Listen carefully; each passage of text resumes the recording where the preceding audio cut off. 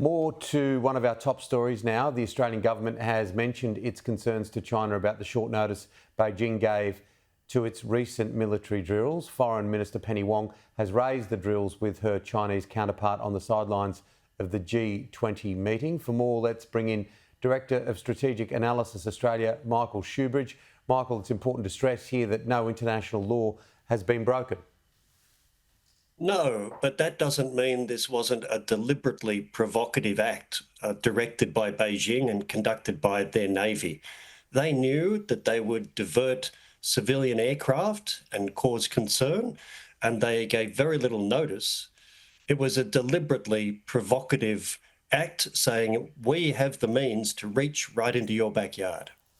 They do seem very relaxed about it, the government, though, seeing comments from Anthony Albanese and the Deputy Prime Minister. Well, I think this is very strange to have Mr. Albanese and Richard Marles emphasise how safe all of this is. A Qantas flight had to divert unexpectedly and urgently. Other civilian aircraft did too. The Australian government doesn't even know if there was actual live firing, despite them telling us if they were being so closely monitored. So reassurances about safety of the Chinese military when they've done this dangerous provocative activity, I don't think cut any mustard. Look, for novices watching today, what does 350 kilometres stand for in this game?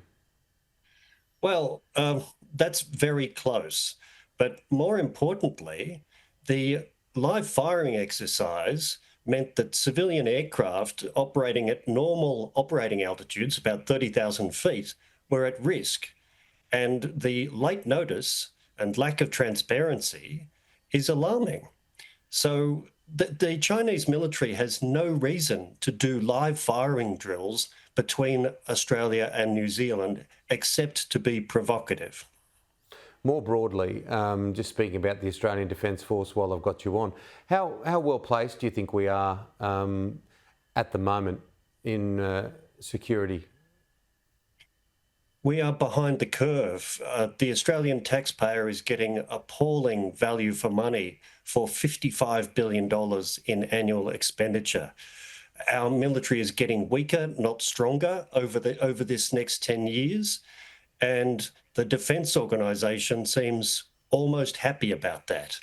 And this Chinese Navy presence off our coast should remind us that the government has told us geography no longer protects us, and yet our civilian population, infrastructure, and even our defence bases are largely unprotected. How will the new submarines go? Well, they're such a distant prospect, aren't they? That's why I'm pointing out that our military is getting weaker, not stronger, over this next 10 years.